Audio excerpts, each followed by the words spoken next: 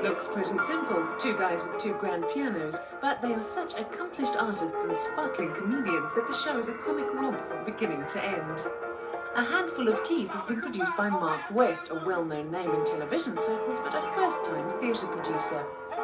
Mark increased the bond on his house to put the money up for this show. He was so convinced that teaming the talents of Ian Van Memety and Brian Schimmel in this celebration of the piano and the entertainers who play it would work. But I had to believe in the project. You know, I'm one of those lucky people that gets to travel every year, and I spend time in Broadway, I spend time in the West End, and you always come out of those Broadway productions and West End productions feeling completely elated. And I thought that it's maybe time in South Africa that we find a show, we start putting together shows at least where people can come and really enjoy themselves. People need to get away from the grind and start enjoying themselves. This is, after all, 1994. It's the new South Africa. Why not let's change the face of theatre? Let's do entertainment theatre. Mark's cooperative bank manager helped get the show on the road, and he was delighted with the reaction he was privy to at the first night at the Civic's Youth Theatre. The critics' notices for this production could be described as raves, and not just by Ian or Brian.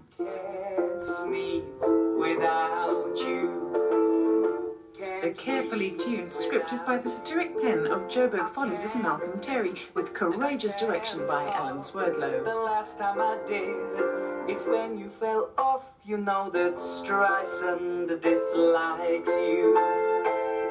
Concord looks like you. The show is very carefully structured so that, because with compilation shows, if you go not up to the line, it's not enough. And if you go just beyond it, it's too much.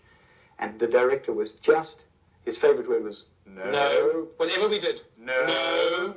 No. And because of that, it's right. It's just perfectly shaped. So when you're being over the top and you're being outrageous, it's because you're supposed to be. It's not because it suddenly come to you in a momentary flash of inspiration and you ruin the show. I think both of us have been known in our past to be over the top at times. Never!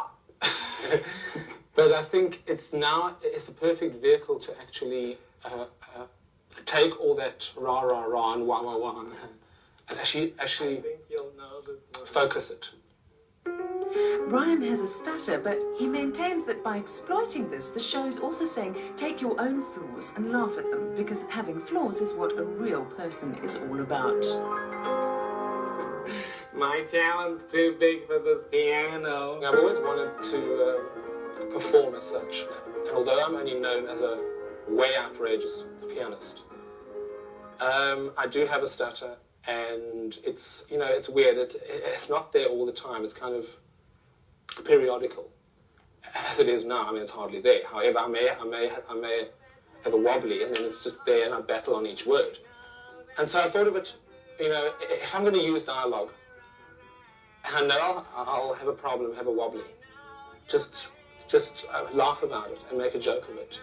And I do. I mean, opening line of the show, and I actually say it. I say, look, I have a stutter, so it might be a very long show. Please answer me each time I call. While looking for you, I just crashed into a wall. Well, I remember when I was Reginald Dwight. I was straight and open, not white. I had a small waistline, I swear. I had good eyes out there, and I even had hair. And then I changed my name to Elton John. I had a hit with my very first song. But what I couldn't change was my height. And a 12-inch peanut is an interesting sight. Well, I'm rocking. It's not so much the mental energy. Yes. It's the focus. It's the concentration. Like anything, the mental preparation is just a case of finding the groove. You can come in exhausted, but if you find the groove, a show has its own inner momentum and it takes you along. A show develops its own energy. I just crawled to say, where are you? Are you the bitch who pushed me down the stairs? One of the great pleasures of